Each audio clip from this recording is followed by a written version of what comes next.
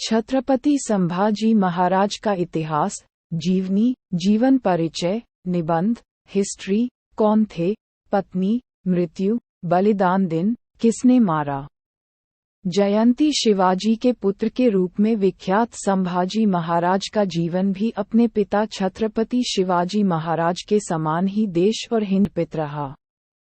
संभाजी ने अपने बाल्यपन से ही राज्य की राजनीतिक समस्याओं का निवारण किया था और इन दिनों में मिले संघर्ष के साथ शिक्षा दीक्षा के कारण ही बाल शंभूजी राजे कालांतर में वीर संभाजी राजे बन सके थे। छत्रपति संभाजी महाराज का जन्म 1657 में 14 मई को पुरंदर किले में हुआ था, लेकिन संभाजी के 2 वर्ष के होने तक सईबाई का देहांत हो गया था। इसलिए संभाजी का पालन पोषण शिवाजी की मां जीजाबाई ने किया था। संभाजी महाराज को अछवा कहकर भी बुलाया जाता था, जिसका मराठी में मतलब होता है शावक अर्थात शेर का बच्चा। संभाजी महाराज संस्कृत और 8 अन्य भाषाओं के ज्ञाता थे। संभाजी राजा वीर छत्रपति शिवाजी के पुत्र थे। संभाजी की माता का नाम सईबाई था। ये छत्रपति शिवाजी की दूसरी पत्नी थी। संभाजी राजे के परिवार में पिता शिवाजी और माता सईबाई के अलावा दादा शाहजी राजे, दादी जीजाबाई और भाई बहन थे। शिवाजी के 3 पत्नियां थीं, साईबाई, सोयराबाई और पुतलाबाई। साईबाई के पुत्र संभाजी के एक भाई राजाराम छत्रपति भी थे, जो कि सोयराबाई के पुत्र थे। इसके अलावा संभाजी के शकुबाई, अंबिकाबाई, रेणुबाई जाधव, दीपाबाई, कमलाबाई पलकर, राजकुंवरबाई शिर्के नाम की बहनें थीं। संभाजी का विवाह येसुबाई से हुआ था और इनके पुत्र का नाम छत्रपति साहू था। संभाजी का बचपन बहुत कठिनाइयों और विषम परिस्थितियों से गुजरा था। संभाजी की सौतेली माता सोयराबाई की मंशा अपने पुत्र राजाराम को शिवाजी का उत्तराधिकारी बनाने की थी। सोयराबाई के कारण संभाजी और छत्रपति शिवाजी के मध्य संबंध खराब होने लगे थे। संभाजी ने कई मौकों पर अपनी बहादुरी भी दिखाई, लेकिन शिवाजी और उनके परिवार को संभाजी पर विश्वास नहीं हो पा रहा था। ऐसे में एक बार शिवाजी ने संभाजी को सजा भी दी, लेकिन संभाजी भाग निकले और जाकर मुगलों से मिल गए। ये समय शिवाजी के लिए सबसे मुश्किल समय था। संभाजी ने बाद में जब मुगलों की हिंदुओं के प्रति नृशंसता देखी, तो उन्होंने मुगलों का साथ छोड़ दिया। उन्हें अपनी गलती का एहसास हुआ और शिवाजी के पास वापस माफी मांगने लौट आए। बचपन में संभाजी जब मुगल शासक औरंगजेब की कैद से बचकर भागे थे, तब वो अज्ञातवास के दौरान शिवाजी के दूर के मंत्री रघुनाथ कोरडे के दूर के रिश्तेदार के यहाँ कुछ समय के लिए रुके थे। वहां संभाजी लगभग 1 से 1.5 वर्ष के लिए रुके थे। तब संभाजी ने कुछ समय के लिए ब्राह्मण बालक के रूप में जीवन यापन किया था। इसके लिए मथुरा में उनका उपनयन संस्कार भी किया गया और उन्हें संस्कृत भी सिखाई गई। इसी दौरान संभाजी का परिचय कवि कलश से हुआ। संभाजी का उग्र और विद्रोही स्वभाव को सिर्फ कवि कलश ही संभाल सकते थे। संभाजी महाराज द्वारा लिखी रचनाएं, कलश के संपर्क और मार्गदर्शन से संभाजी की साहित्य की तरफ रुचि बढ़ने लगी। संभाजी ने अपने पिता शिवाजी के सम्मान में संस्कृत में बुधाचरित्र भी लिखा था। इसके अलावा मध्यकाल के संस्कृत का उपयोग करते हुए संभाजी ने श्रृंगारिका भी लिखा था।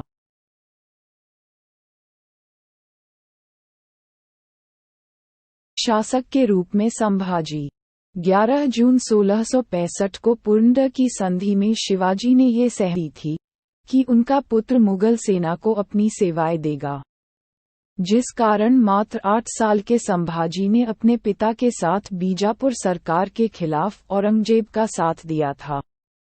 शिवाजी और संभाजी ने खुद को औरंगजेब के दरबार में प्रस्तुत किया, जहां उन्हें नजरबंद करने का आदेश दे दिया गया, लेकिन वो वहां से किसी तरह बचकर भाग निकलने में सफल हुए।